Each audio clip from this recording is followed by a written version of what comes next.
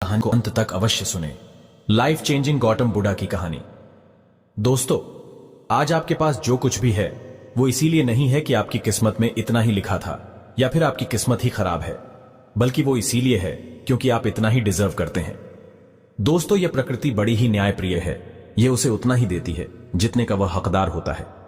चाहे वो ज्ञान हो या धन, अभी आपके पास उतना ही है जितने की आप हकदार है। लेकिन अगर आपको इससे भी ज्यादा चाहिए तो आपको उसके काबिल बनना होगा। दोस्तों, ऐसा कौन सा गुण है जो आपको काबिल बनाता है? क्या आप उस गुण के बारे में जानना चाहते हैं?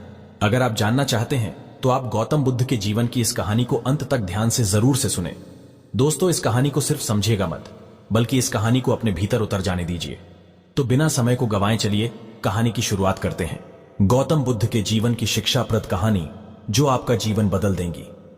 दोस्तों, एक बार गौतम बुद्ध को एक सभा में भाषण करना था और जब सभा का समय हुआ तब बुद्ध वहां आए और बिना कुछ बोले ही वहां से चले गए। तकरीबन 100 से भी ज्यादा लोग बुद्ध का उस सभा में इंतजार कर रहे थे और बुद्ध के इस तरह के व्यवहार को देखकर सभी लोग बहुत चौंके, लेकिन किसी ने भी बुद्ध से कोई भी प्रश्न नहीं किया। दोस्तों, अगले दिन फिर से सभा का आयोजन हुआ और दूसरे दिन सभा में लोगों की संख्या तकरीबन घट गई। इस बार तकरीबन 80 लोग सभा में बैठे हुए थे। बुद्ध सभा में आए, लेकिन इस बार भी बुद्ध ने वही किया, यानी बुद्ध इस बार भी आए और बिना कुछ बोले ही वहां से चले गए। लोग दोबारा से चौंके, लेकिन किसी ने भी बुद्ध से कोई प्रश्न नहीं किया। अगले दिन सभा का आयोजन फिर से किया, लेकिन इस बार सभा में लोगों की संख्या और घट गई। इस बार सभा में केवल 50 लोग ही आए हुए थे। बुद्ध सभा में फिर से आए और उन्होंने इधर उधर देखा और बिना कुछ बोले ही सभा से चले गए। उसके बाद कुछ लोग क्रोधित भी हुए क्योंकि लोगों ने अपना काम छोड़ छोड़कर आए हुए थे, लेकिन किसी ने भी बुद्ध से कोई प्रश्न नहीं किया। अगले दिन फिर से सभा का आयोजन हुआ। दोस्तों, आप लोग जो इस कहानी को सुन रहे हैं, आप में से भी कुछ लोग मन ही मन यह कह रहे होंगे कि अरे कितनी बार सभा का आयोजन होगा, और आप लोगों को भी इस कहानी को सुनते वक्त इरिटेशन होना शुरू हुआ होगा। और जिन जिन लोगों को भी अभी इरिटेशन होनी शुरू हो गई है, उन लोगों को तो यह कहानी बड़े ध्यान से पढ़कर समझना चाहिए, क्योंकि यह कहानी आपके लिए ही है। अगले दिन फिर से सभा का आयोजन हुआ, लेकिन इस बार सभा की संख्या और ज्यादा घट गई थी, यानी इस बार सभा में सिर्फ 30 लोग ही थे। फिर उसके बाद बुद्ध सभा में आए, मुस्कुराए और फिर से बुद्ध ने वही किया, यानी बिना कुछ बोले ही वहां से चले गए। इस बार भी लोग बहुत क्रोधित हुए और इस बार लोगों ने पीछे से कुछ कहा भी और बड़बड़ाए भी, लेकिन बुद्ध ने उनके किसी भी प्रश्न का उत्तर नहीं दिया। दोस्तों, अगले दिन फिर से सभा का आयोजन हुआ और इस बार लोगों की संख्या बहुत ज्यादा घट गई थी, यानी इस बार सभा में कुल मिलाकर 15 लोग ही आए हुए थे।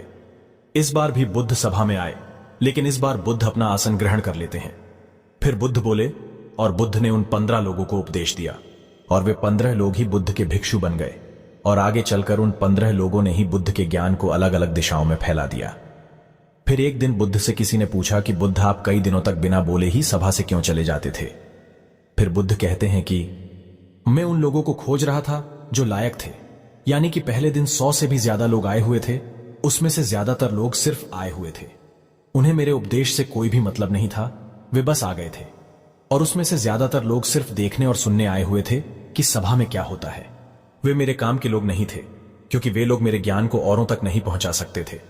मुझे तो उन लोगों की खोज थी जो मेरे ज्ञान को जन जन तक पहुंचा सके। कई दिनों तक सभा से बिना बोले ही मैं इसीलिए चला गया क्योंकि मैं यह देखना चाहता था कि वे कौन लोग हैं जिनके भीतर वास्तव में प्यास है। जिन लोगों के भीतर में वास्तव में प्यास थी, वे लोग अंत तक जरूर रुके, और जो लोग बस ऐसे ही आ गए थे, वे लोग पहले या दूसरे दिन ही चले गए। जिनके भीतर धैर्य था, उन्हें मुक्ति का मार्ग भी मिला, और जो लोग जल्दबाजी में थे, वे लोग अब घर में बैठे हुए हैं। सवाल यह नहीं है कि मैं तुम्हें क्या दे सकता हूं, बल्कि सवाल यह है कि तुम क्या ले सकते